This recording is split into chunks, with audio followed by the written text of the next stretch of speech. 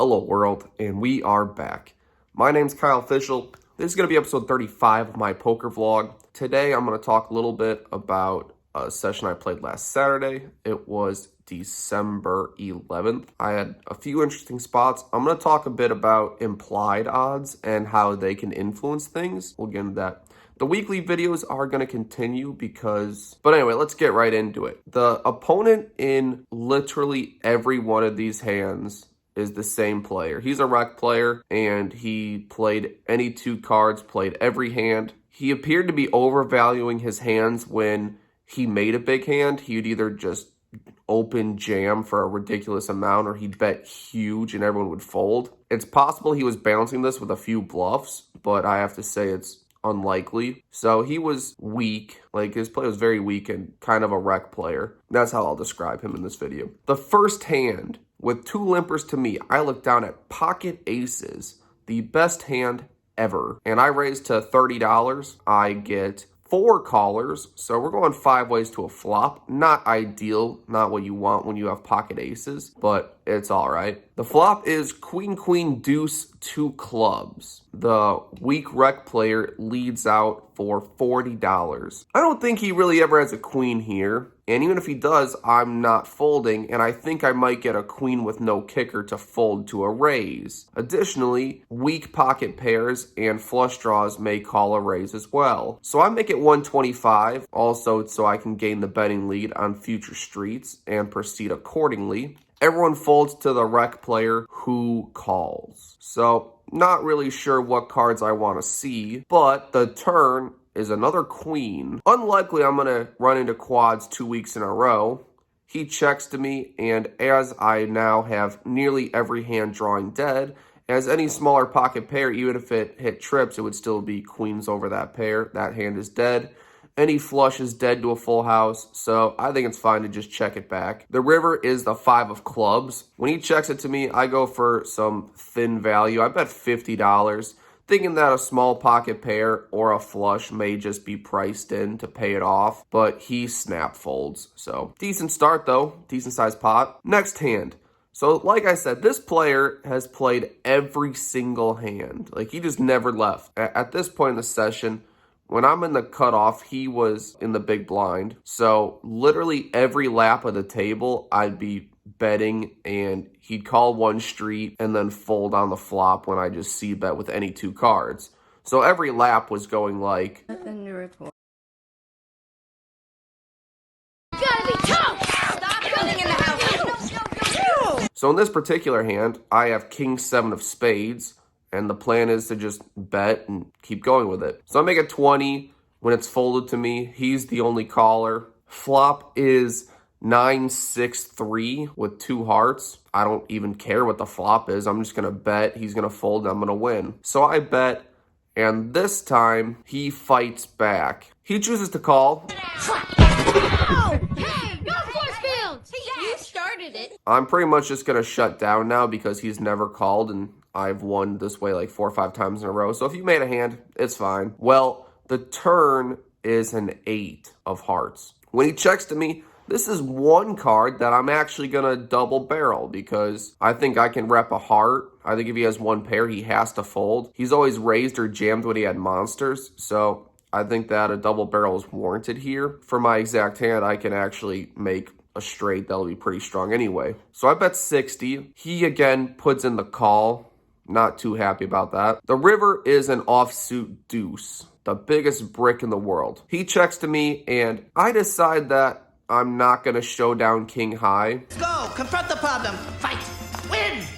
I think that, like I've said, he's always bet when he's had a strong hand, so I just think he's weak. I bet $120, just thinking, I bet you $120 that you will fold for $120. And he actually thinks for like a minute and a half before folding, so I'm glad that got through, you know. Wonderful of a start. Next interesting hand. That player straddles 6 limpers to me. I'm on the cutoff with 9-8 of diamonds. I choose to just call because I think it's fine to play massively multi-way. I'm just going for a straight or a flush or, some kind of awesome trips. There's no real reason to raise because I have to go big with it to get people to fold, and it's just not likely to happen. So I call, and we are 7 ways to a flop, which comes 5-4 deuce 2 diamonds. And that's kind of what you're looking for. The big blind leads out for 25.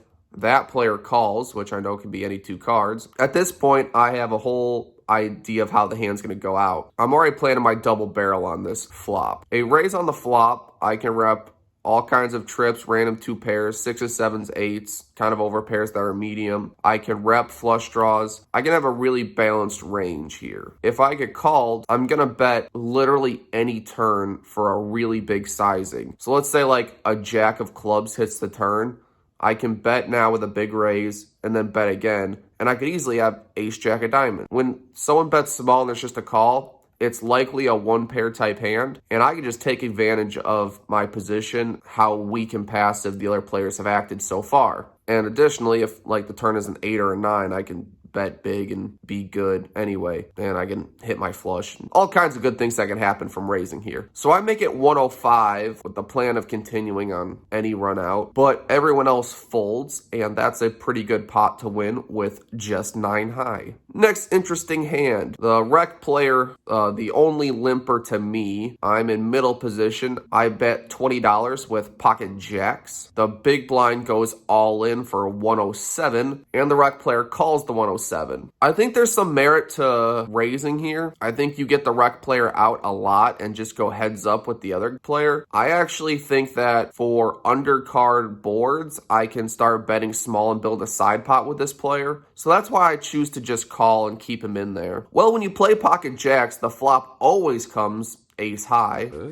Good. No, Bob, that's bad. And he checks to me. There's no real reason to bluff into a dry side pot, as I still have to beat the all-in player, who if he did not have queens or kings or aces, he had ace something. So knowing that I'm not beating him right now, I'm just willing to check it back. The turn is a king. Brings another overcard, but it brings 3 diamonds. Rec player checks to me. I check my cards because this is a time where I could build a side pot, just betting the diamond come or maybe getting him to fold a king, I guess. I choose that I'm just going to check and pray. Well, the river actually is a 7 of diamonds. When it's checked to me, I go super small, super thin, $50. Think that 10 and 8 of diamonds is going to be priced in and pay me off. He folds pretty quickly. Big blind all-in player is really unhappy to show down ace king and lose to a jack of diamonds. At this point, the rec player has moved seats. He's now in seat 2, and I'm in seat 5. He is button straddling. The small blind calls. I'm under the gun +1 with pocket kings. I'm going to size up big here because I don't really want this to go multi-way, and I think that he's going to call with any 2 cards anyway, so I want it to just be me and him. So I raise to 50. It folds all the way to the button straddler, who is that rec player. He calls. The small blind, pretty good reg. He says out loud, he's like, well, I don't know. I think I'm priced in here with this garbage hand. I'm just like, man, I hope it's not a garbage flop. He calls. Flop is 5-4 deuce rainbow. And I'm like, yep, that's actually not what I wanted. So small blind leads right out for 45. I always think this is 5-6 or 5 something. I never think there's anything else but a pair of 5s that does this. They're trying to protect their somehow top pair with their garbage hand. So I raised to $160. I think that I can price out a 5 or maybe a stubborn 5 would call and just be drawing really, really thin. And I kind of want the rec player just out because I don't know what he's doing. As well as it gives me the betting lead so I can navigate on some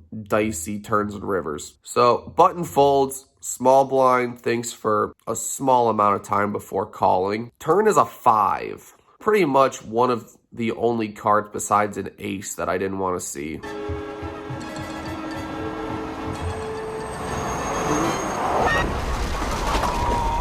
Any card that's not a 5 or an ace, the hand goes, he checks to me, I bet about 300, maybe 350. He folds, I win. Or he calls and really probably check down the river.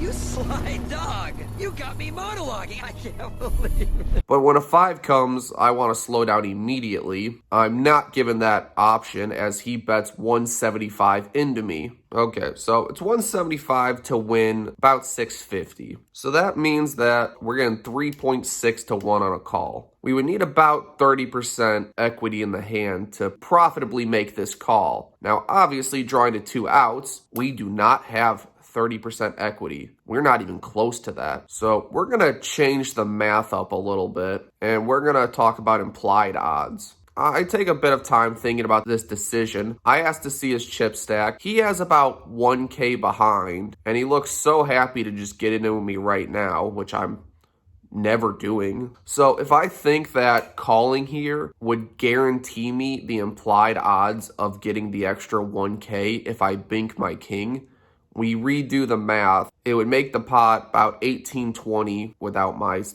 chips in there.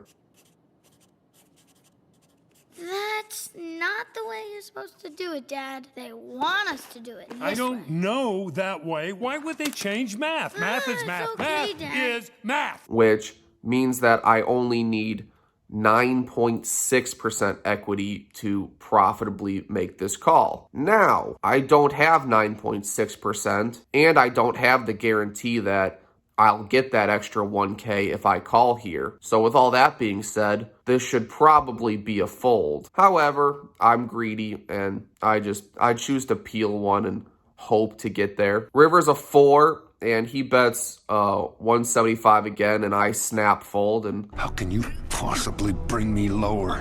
What more can you take away from me? The player was nice enough to show me ace-5. I wasn't calling a bet without hitting a king on the river anyway. I suppose because I was up about $600 at the start of the hand, I felt like I could gamble a little bit and see if I could get there. In the future, I just need to be disciplined and fold that when I'm confident I'm behind. For a final interesting hand, I'm in middle position. I have king-queen offsuit. With 2 limpers to me, I make it $30. The button, who is a kind of a loose player, and the rec player, who's been in every hand, chooses to call as well. Flop is pretty good. It's king 7-8, 2 spades. It checks to me. I'm just gonna go for some value. Pretty straightforward. Flush draws will pay me. Worst kings will pay me. So I bet $30, and the button and the rec player call, which is fine. Turn is a 9. Not necessarily the greatest card, because there are some straights that get there, as well as 8-9, 7-9. But it's not a spade, so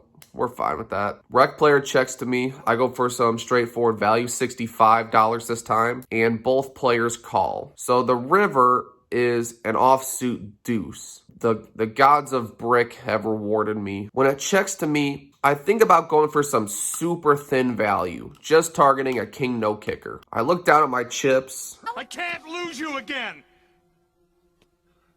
I can't. Not again. I don't have that much profit left in front of me, and making another value bet and being wrong would be bad. So I check. Button thinks about it for a little bit. I'm prepared to call whatever he throws out there, as he's kind of loose. And he just checks it back and shows king 4 offsuit. And I look to the rec player to show his hand, and he takes 10 seconds and doesn't show anything. So I don't know if he could beat a pair of kings. I hope he would have showed at that point. So I show my hand, and he mucks. So we are into the game for $800, and we are out of the game for $13.99. Never put an add-on on, never had to rebuy, which is good considering I've usually started in the negative in the last few sessions. Profit of $599. We played for 6 hours. That means I'm just going to give myself the extra dollar and say I made $100 per hour. That is 20 big blinds an hour. Definitely a good result. I think we played okay, not great. There's always some mistakes that I make in every session, but I'm just trying to learn from them and get better. Quick note for anyone who's watched this far, I'm going to be in Tampa, probably at the Hard Rock, Friday, January 24th. So if you watch the vlog, you're in that area, I will be there on Friday because I'm going to Gasparilla that weekend. If you watched this far, thank you. Leave a comment on any hand you think I played great or horrible. I read them all and I try to get back to everyone. Please consider subscribing. Thank you.